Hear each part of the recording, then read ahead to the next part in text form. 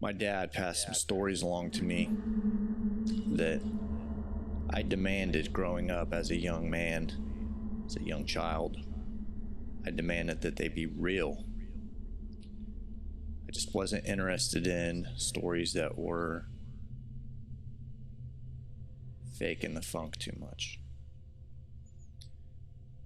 My father, along with my uncle and aunt, grew up in Central Missouri, right along the border of the Ozarks, as the Ozarks developed.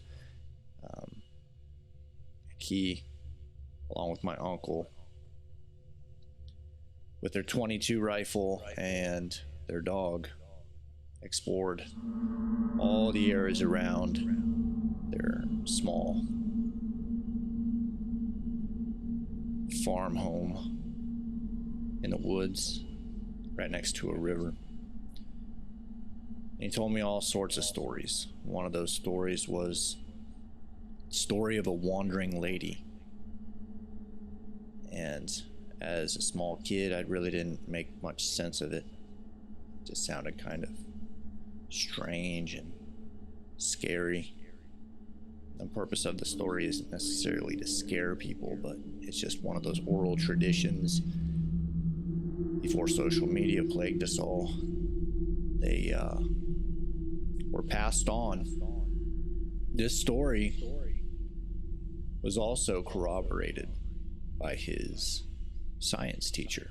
That's actually where he heard the story from. An eyewitness account of a woman who was wandering the local countryside and the Ozarks, startling hunters and farmers and many people, witnessing this naked, strange, grotesque woman. It was primal and savage in nature. And many of us have heard the story of Bigfoot, Sasquatch, Oma, or Yeti in other countries. Many theories around those sightings of those creatures or cryptids or Neanderthal-like beings. We start the story somewhere, sometime within the 50s, approximately. The story that I was told goes something like this. Once upon a time, there in Central Missouri, there was a woman, an unnamed woman, we'll never know her name, and her boyfriend. They were finishing up prom at their local high school, and everything was going well. There was nothing out of the ordinary whatsoever about the day. A very typical Midwestern, beautiful day that many of us have enjoyed. The free spirit of the moment of finishing up our high school careers. And they, along with many others, decided to go to an after party. And it was still daylight, getting dark, and they proceeded to leave their prom. And they got in their vehicle and started off to wherever this local after party was. A prom party with juniors and seniors to have some drinks and enjoy the last days of their high school years. Well, this woman, this young lady, and her boyfriend, like many others, left. Whether they went home and changed outfits, or just went straight there, we'll just never know. Those details like that, we all obviously wonder about the little mysterious details around these situations. They left prom continued to the after party. Soon, traveling down the road, neither one of them know that the rest of their life would be changed. And it's sad to think about the possibilities, but it's one of those many stories that is kind of a reality check. The story goes that they were traveling down this dirt road there in central southern Missouri, and they lost control. The story I was told was they hit a tree.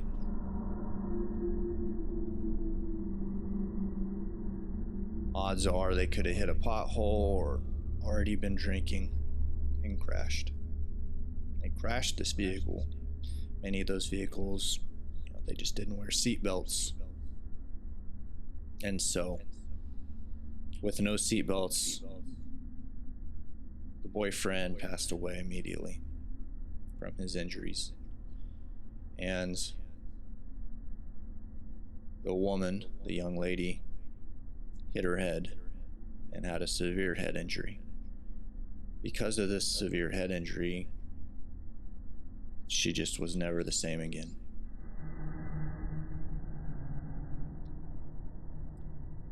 And that is how the Wandering Lady began. That is the start of the next chapter of her life in the wildlands of the Ozarks of Missouri. She wandered off into the woods, across the field, out of the vehicle, and into the Ozarks. The rescue team, when they arrived, more like just local volunteer firefighters, more likely, they found him deceased and she was missing, and they had no clue where she had went. She was just lost, gone.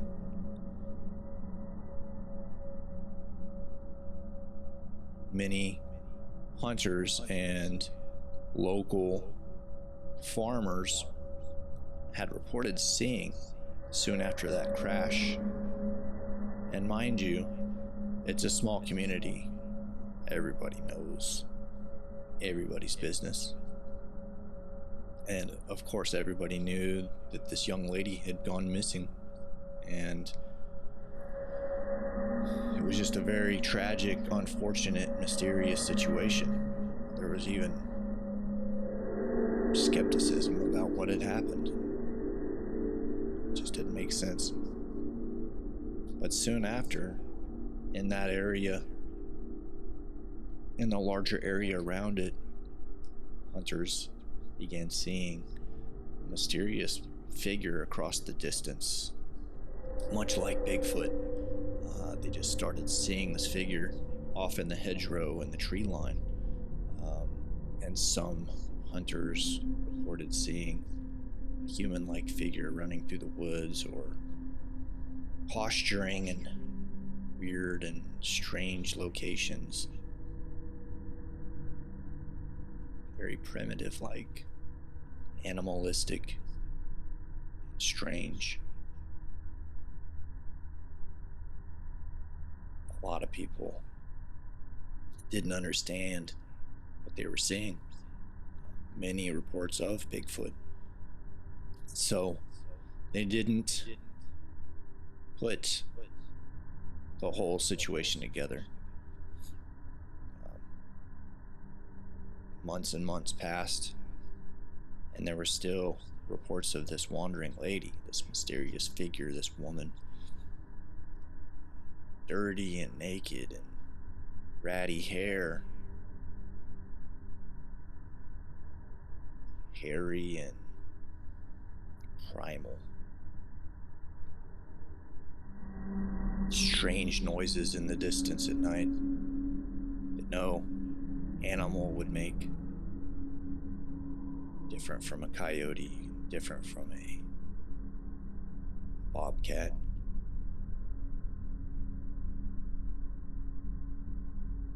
Farmers noticed crops missing, human footprints, and dogs would bark at night frantically, which presumably this young lady, in all her will to survive, was scavenging food, whatever she could find, to mitigate her strange situation she was in. Very tragic and unfortunate. Presumably due to her catastrophic head injury. She just wasn't able to think properly. She wasn't able to reason like me and you. The story of the wandering lady takes a turn. The actual eyewitness story came from my dad, my father's science teacher, that he told his class. I don't know his name, never asked. My father went to Appleton City. Graduated. I could look up when he graduated. Maybe I could do some hunting. I've done zero research and hunting on this story. I have looked up wandering lady. Nothing pops up. But my dad's science teacher told his class this story because he experienced an eyewitness encounter with the wandering lady. He told his class about this there at Appleton City High School. And the story that he told my father, and in turn told me, the one that I'm telling you now, is that he was on his way years and years after this situation, this car crash.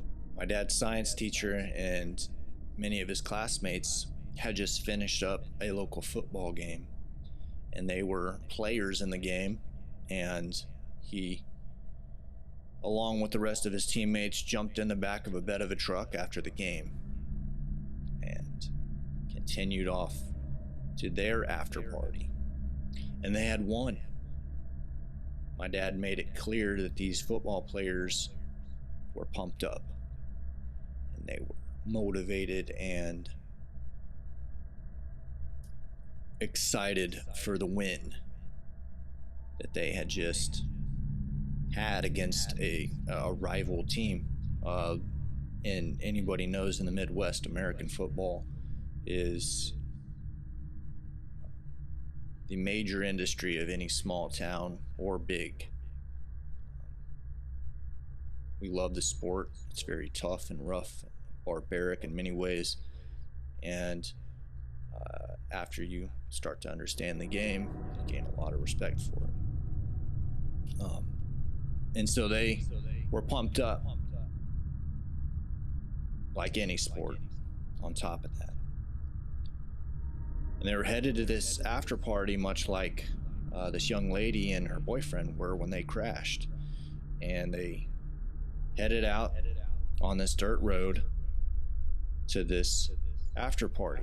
And they were pumped up, they were high-fiving each other and having a great time, and probably having a few adult beverages on top of it, if we're being honest here. So they were pumped up and hell-bent on getting to this party and enjoying themselves as young men. And they're high-fiving each other and hooting and hollering in the back of this truck. And the driver and the passengers up front were having a great time, and the windows were down, and it was a very enjoyable late fall evening at sunset. So there was enough sunlight that they could suddenly see this figure across the distance, and one of the players, one of the friends, had pointed out something that had just came out of the tree line of this deeply wooded hedgerow of the Ozarks. And if you don't know the Ozarks, it's lots of bluffs and hills and steep cliffs and deep trees, abundant wildlife, and just a very savage, wild terrain. And they high-fived each other 1 second, and the next second they were all dead quiet. And they all had heard of this story, this local legend. They presumed it was just a myth. Everybody likes to talk about things like that when they're bored. And next thing they know, they're jumping out of this truck. The driver slammed on his brakes. They all, like they were of one mind, simultaneously made the same decision to chase this thing down. And they couldn't believe their eyes that there was this human-like figure just running along the hedgerow, and it would stop and look at them. It didn't make any sense of it. But they knew they had to get closer and have a better perspective on what this thing was. So they jumped across the fence. They put the truck in park. 4 of them took off after it. A couple other guys stayed back with the truck.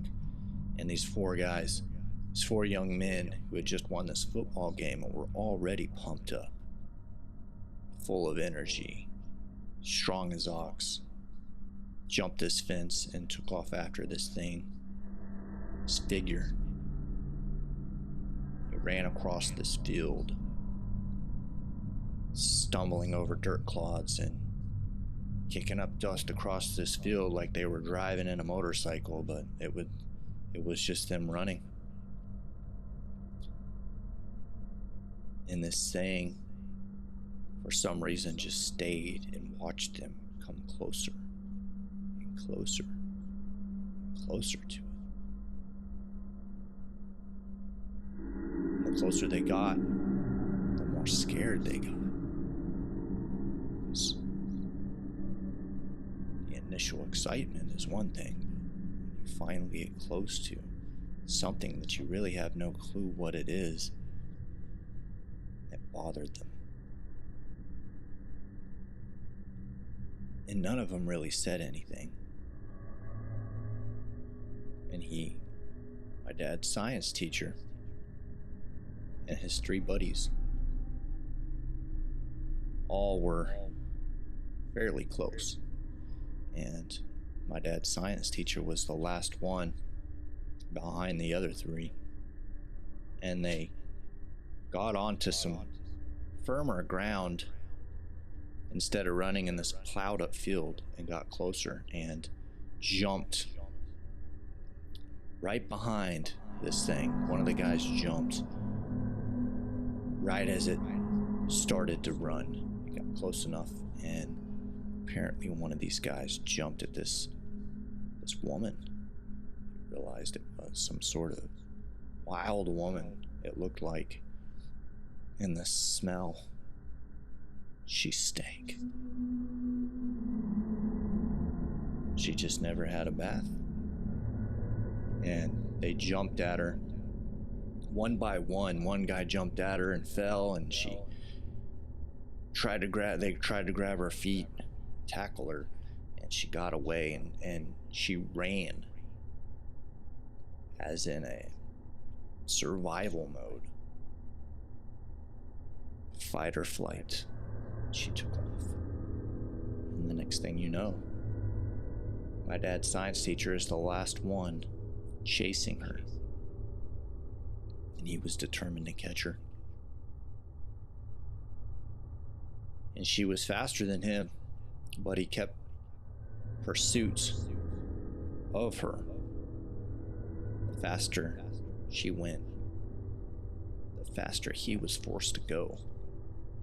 He was determined to catch her and maybe get her some help, because instinctively he had kind of figured this might actually be the local legend, this wandering lady, this wandering girl who was hurt in the not too distant past. And he couldn't really see her face. He only saw the back of her, and he said he dove after her in a one last-ditch effort to catch her, and bear hugged her. And he said the strength and the sheer might of her upper body strength and her torso strength scared him beyond words because of how strong she was. And he managed to get her to the ground just like he would tackle another football player. But the difference was, this wasn't a football player. This was something that he had now been one of the only people to actually confront the reality that this thing was real, and that this wasn't just a story. And in an instant, she turned around and snarled more ferociously and violently than anything he had ever heard in his life. It was so grotesque and terrifying that he immediately let go. And as he was letting go, she lunged around and tried to take a bite out of his face. She tried to attack his face. And as he let go out of sheer fear, she took off and was never seen again. He told this story, and he said that she stank. Her hair was ratty. She had strange scars and marks on her face. Her whole body was hairy. And she made these strange sounds as she ran away. She didn't make any sounds while they were chasing her. And they all collected themselves and made their way back to the truck, and reported it to the police and the authorities. And a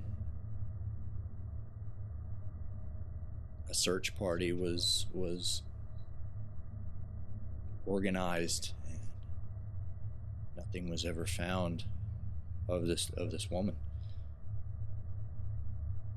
So we can cast this off as myth, but I believe it happened.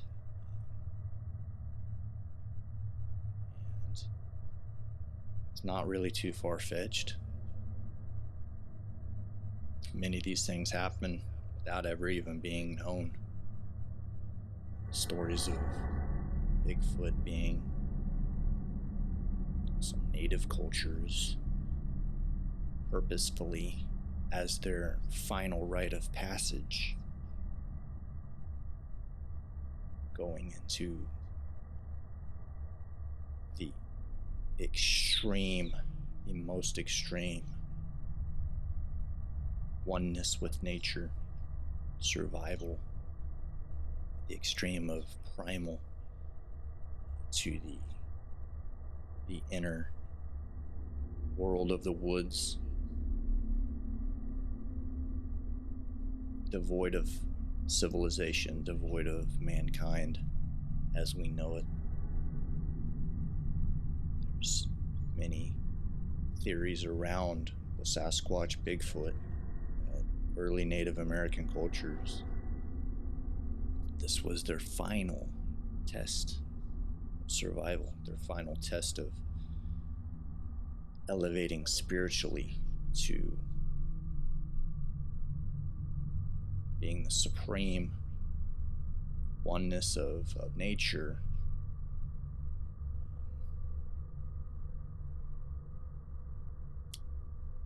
Divorcing themselves from the tribe, no longer relying on the tribe, being that lone wolf. That's why many of the Native American cultures have their own designated areas for these mythical things, these creatures. Many report that they have strange powers, strange abilities, werewolf-like abilities to shapeshift, change at will. Many think that it's some sort of Neanderthalic humanoid ancestor that just had never died out. Many think it is some interdimensional type of being that just somehow